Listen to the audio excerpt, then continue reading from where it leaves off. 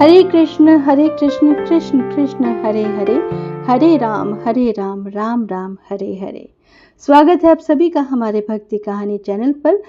और आज आप सुनेंगे कार्तिक मास महात्म्य कथा अध्याय 9। बोलो लक्ष्मी नारायण भगवान की जय। इधर वृंदा ने स्वप्न देखा कि उसका पति सारे शरीर पर तेल लगाकर नंगा शरीर भैंस पर सवार होकर दक्षिण दिशा की ओर प्रेतों के साथ जा रहा है। यह स्वप्न देख उसे बड़ी चिंता हुई और उसे अटारी तथा गौशाला कहीं भी विश्राम नहीं मिला। तब वह एक वन से दूसरे वन में चली गई। वहां वृंदा ने सिंह जैसे मुख वाले 2 राक्षस देखे। इन्हें देखते ही वह डर के मारे भागी। आगे जाकर उसने शिष्य सहित एक तपस्वी मुनि को देखा और उनसे अपनी रक्षा करने के लिए कहा। उसकी प्रार्थना पर मुनि ने अपने एक हुंकार से उन राक्षसों को भगा दिया। तत्पश्चात वृंदा ने मुनि से विनयपूर्वक कहा कि महाराज, मेरे पति जालंधर तथा महादेव जी में घोर युद्ध हो रहा है। उसमें किसकी विजय होगी, कृपा करके बताइए, क्योंकि आप सर्वज्ञ हैं। यह सुनकर मुनि ने ऊपर की ओर देखा। उसी समय 2 बंदरों ने आकर मुनि को प्रणाम किया और मुनि के संकेत पर वे दोनों बंदर वहां से चले गए। फिर थोड़ी देर बाद वे दोनों ही आकाश की ओर से आए और उन्होंने वहां जालंधर दैत्य का सिर और धड़ लाकर फेंक दिया।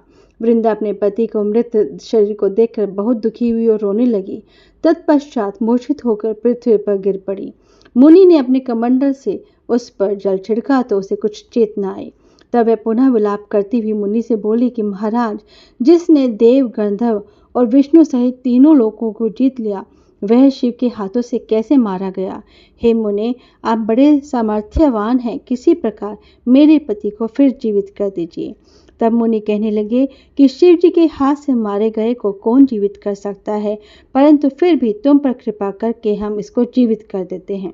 ऐसा कहकर मुनि अंतर्ध्यान हो गए और जालंधर जीवित होकर वृंदा के साथ प्रेमालाप करता हुआ आलिंगनबद्ध हो गया। वृंदा भी अपने पति के वेश में विष्णु के साथ उस वन में रमण करती रही। परंतु एक दिन मैथुन के पश्चात अपने पति के वेश में विष्णु को देखकर वह अत्यंत क्रोधित हुई और श्राप देती हुई बोली कि तुमने मेरा पतिव्रता धर्म नष्ट किया है, इसलिए मैं तुमको श्राप देती हूँ कि निश्चय ही वह कपट मुनि तुम ही थे और तुमने जो 2 राक्षस कपट के बनाए थे वही कालांतर में तुम्हारे स्त्री का हरण करेंगे और जो तुम्हारा शिष्य था वह बंदर रूप धारण कर तुम्हारी सहायता करेगा। फिर कहा कि तुम शिला और पत्थर के हो जाओ। नारद जी कहने लगे कि हे राजा पृथु, भगवान विष्णु ने देवताओं तथा अपने भक्तों के कार्य के लिए पतिव्रता वृंदा का यद्यपि शील हरण लिया था, परंतु वे मन ही मन अत्यंत दुखी हुए और बोले कि हे वृंदे, मैंने तुम्हारे श्राप को ग्रहण किया, अतः मैं अवश्य शिला रूप में हो जाऊंगा, परंतु तुम भी वृक्ष रूप होकर मुझको मिलोगी। उसी समय वृंदा अपने पति के चरणों का ध्यान करके विष्णु के मना करने पर भी अग्नि में प्रवेश कर गई और विष्णु वृंदा का स्मरण करके उसकी चिता की भस्म में लौटने लगे। नारद जी कहते कि हे राजा पृथु, इधर युद्ध में जालंधर दैत्य ने शिव जी को अति बलवान समझकर राक्षसी माया से पार्वती बनाई और उन्हें मारने लगा। उसकी इस माया को देखकर शिव जी नीचे को मुख करके बैठ गए। तभी अच्छा अवसर देखकर जालंधर ने अनेक बाण शिव जी को मारे। इस प्रकार शिव को संकट में ग्रसित देखकर विष्णु भगवान वहां पर आए और शिव जी को राक्षसी माया का ज्ञान कराया। तब शिव जी बड़े भयंकर वेग से राक्षसों को मारने लगे। शिव जी की इस तीक्ष्ण बाण वर्षा के आगे शुंभ और निशुंभ भी न ठहर सके और वह युद्ध क्षेत्र से भाग खड़े हुए। तब शिव जी ने उनको श्राप दिया, क्योंकि तुम युद्ध क्षेत्र से भाग गए हो, इसलिए पार्वती के हाथ से मारे जाओगे। उधर जिस समय वृंदा का पतिव्रत धर्म नष्ट हुआ, तभी जालंधर का बल समाप्त हो गया। ठीक इसी समय विष्णु ने अपना सुदर्शन चक्र अपने तेज सहित शिव को दिया। फिर शिवजी ने अपना ऋषियों के तप का, पतिव्रता स्त्रियों का तथा ब्रह्मा जी का तेज उसमें जोड़कर जालंधर दैत्य पर छोड़ दिया, जिससे उसका सिर कटकर भूमि पर गिर गया।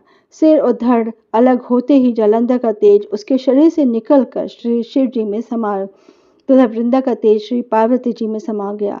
उधर विष्णु वृंदा की चिता में लौटने लगे। तब सब देवताओं ने शिव जी की स्तुति की और कहा कि महाराज, जालंधर को मारकर आपने देवताओं का बड़ा उपकार किया, परंतु एक महान अनर्थ हो रहा है। कृपा करके उसका भी कुछ उपाय कीजिए। भगवान विष्णु वृंदा के पतिव्रत धर्म से मोहित होकर लगातार उसकी चिता भस्म कर लौट रहे हैं और किसी प्रकार का विश्राम नहीं कर रहे हैं। तब शिव जी ने कहा कि हे देवताओं, तुम सब भगवान की योग माया की शरण में जाओ, वही सब संकट हरेंगे। तब सब देवता योग माया की शरण में जाकर उनकी स्तुति करते हुए बोले, हे देवी, आप सारे जगत को उत्पन्न करने वाली, पालन और नाश करने वाली हो। सतोगुण, रजोगुण और तमोगुण तुमसे ही उत्पन्न हुए हैं। ऐसी प्रकृति देवी को हमारा नमस्कार है। तुम्हारी माया को ब्रह्मादिक देवता भी नहीं जानते हैं। उस देवी को हमारा नमस्कार है जिसके भक्त गण अनादर तथा मोह को प्राप्त नहीं होते। ऐसी मूल प्रकृति को हमारा नमस्कार है। उस समय देवताओं ने एक तीर देखा और आकाशवाणी सुनी कि गौरी, लक्ष्मी और सरस्वती रजोगुण, सतोगुण और तमोगुण रूप में मैं ही हूँ। वही तीनों तुम्हारा कार्य सिद्ध करेंगी। उन देवियों की तुम आराधना करो। फिर उन तीनों देवियों ने प्रकट होकर 3 बीज दिए और कहा कि इन तीनों बीजों को जहाँ पर विष्णु है जाकर बो दो और अपना कार्य सिद्ध करो। देवताओं ने तीनों बीज ले जाकर जहाँ पर वृंदा की चिता पर भगवान विष्णु लौट रहे थे जाकर बो दिए। उन तीनों बीजों से 3 वृक्ष उत्पन्न हुए। रजोगुण सरस्वती से आंवला, तमोगुण गौरी से तुलसी और सतोगुण लक्ष्मी से मालती हुई। श्री लक्ष्मी जी ने अपना बीज ईर्ष्या युक्त होकर दिया था, इसलिए मालती भगवान की पूजा में निंदित तथा आंवला और तुलसी भगवान को अति प्रिय है। इस प्रकार वृंदा ने वृक्ष रूप होकर भगवान शालिग्राम से संयोग किया। इसी कारण कार्तिक के उद्यापन में भगवान की पूजा तुलसी के मूल में होती है। नारद जी कहते हैं कि हे राजा पृथु, जिस घर में तुलसी का वृक्ष होता है उसमें यमदूत कभी नहीं जाते, इसलिए जो तुलसी का वृक्ष घर में लगाते हैं वे यमपुरी नहीं देखते। नर्मदा तथा गंगा का जल और तुलसी का पूजन, यह तीनों कार्य बराबर हैं। चाहे मनुष्य कितना ही पापी क्यों न हो, परंतु मृत्यु समय उस जिसके प्राण मंजरी सहित निकल जाते हैं वह पापों से मुक्त होकर भगवान के बैकुंठ धाम को प्राप्त हो जाता है। जो मनुष्य तुलसी तथा आंवले की छाया में अपने पितरों का श्राद्ध करते हैं उसके पुत्र पितर मोक्ष को प्राप्त हो जाते हैं। जो मनुष्य आंवले का फल तथा मंजरी युक्त तुलसी दल मुख में रखता है वह साक्षात विष्णु के समान है।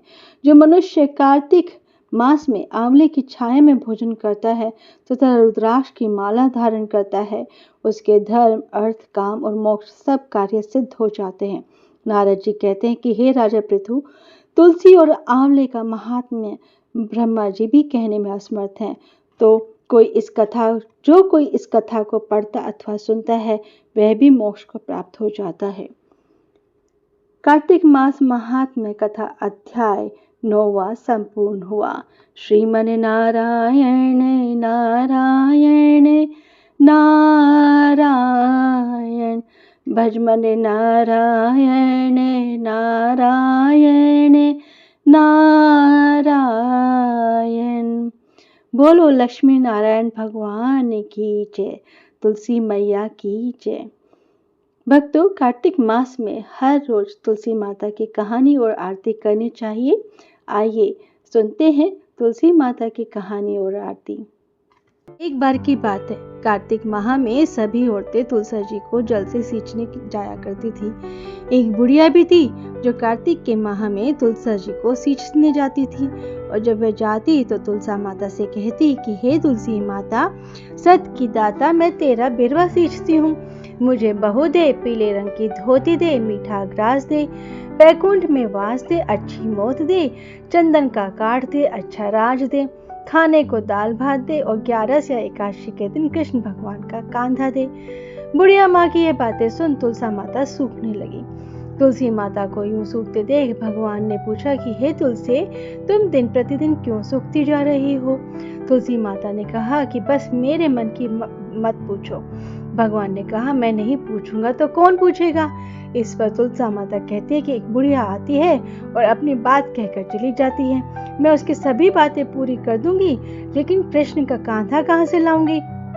भगवान कृष्ण बोले कि वे मरेगी तो अपने आप ही कांधा देने आ जाऊंगा मैं, तुम बुढ़िया माई से यह बात कह देना। कुछ दिनों के बाद वो बुढ़िया माई मर गई। बुढ़िया के मरने पर सारा गांव इकट्ठा हो गया और उसका अंतिम संस्कार करने के लिए आने लगे और उसे उठाने लगे, लेकिन वो इतनी भारी हो गई जिससे उसकी अर्थी टस से मस नहीं हुई। सभी बोले कि यह तो बहुत ही संस्कारी थी, बहुत पूजा पाठ करती थी, कोई पाप नहीं किया, फिर यह इतनी भारी कैसे हो गई। बूढ़े ब्राह्मण के वेश में भगवान आए, कहने लगे कि भीड़ कैसी है। तब गांव वाले बोले कि एक बुढ़िया मर गई है और वह इतनी पापन थी कि उसकी अर्थी नहीं उठ रही है, बहुत भारी हो गई है। भगवान बोले कि मुझे इसके कान में कुछ कहने दो, फिर यह उठ जाएगी। भगवान बुढ़िया के पास गए, उसके कान में कहा कि माई तू अपने मन की कर ले, पीताम्बर की धोती ले, मीठा ग्रास ले, बैकुंठ में वास ले, चटक के चाल ले, चंदन का काट ले, झालर के झंकार ले, दाल भात को जी और कृष्ण जी का कांधा ले। भगवान की सारी बातें सुनकर बुढ़िया हल्की हो गई। भगवान ने अपने कंधे पर उसे लेकर गए। बुढ़िया को मुक्ति मिल गई और वैकुंठ धाम को चली गई। हे तुलसी माता, जैसे आपने उस बुढ़िया माई की मुक्ति की, वैसे सभी की करना। जैसे भगवान ने उसे कांधा दिया, हमें भी देना। जय तुलसा मैया की, जय कृष्ण कन्हैया की। दोस्तों, अगर आपको ये वीडियो पसंद आई है तो आप प्लीज़ इसे लाइक और शेयर अवश्य कीजिएगा। अगर इस चैनल पर नए हैं तो इस चैनल को सब्सक्राइब करना ना भूलें। जय श्री राधे राधे। दोस्तों, अगर आपको ये वीडियो पसंद आई है तो आप प्लीज़ इसे लाइक और शेयर अवश्य कीजिएगा। अगर इस चैनल पर नए हैं तो इस चैनल को सब्सक्राइब करना ना भूलें। जय श्री राधे राधे।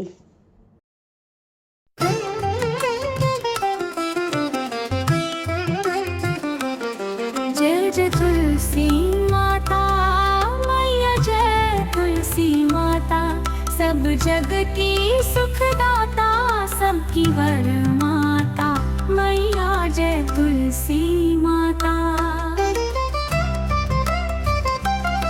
सब योगों से ऊपर, सब रोगों से ऊपर, रज से रक्ष करके सबकी भव त्राता मैया, जय तुलसी माता।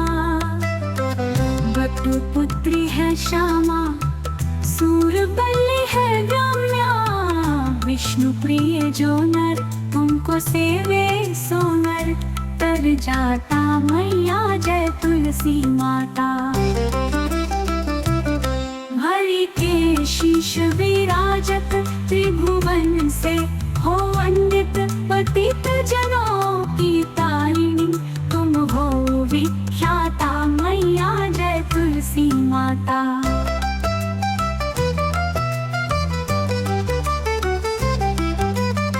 लेकर जन्म विजन में आई दिव्य भवन में, मानव लोक तुम्हीं से सुख संपत्ति पाता मैया, जय तुलसी माता।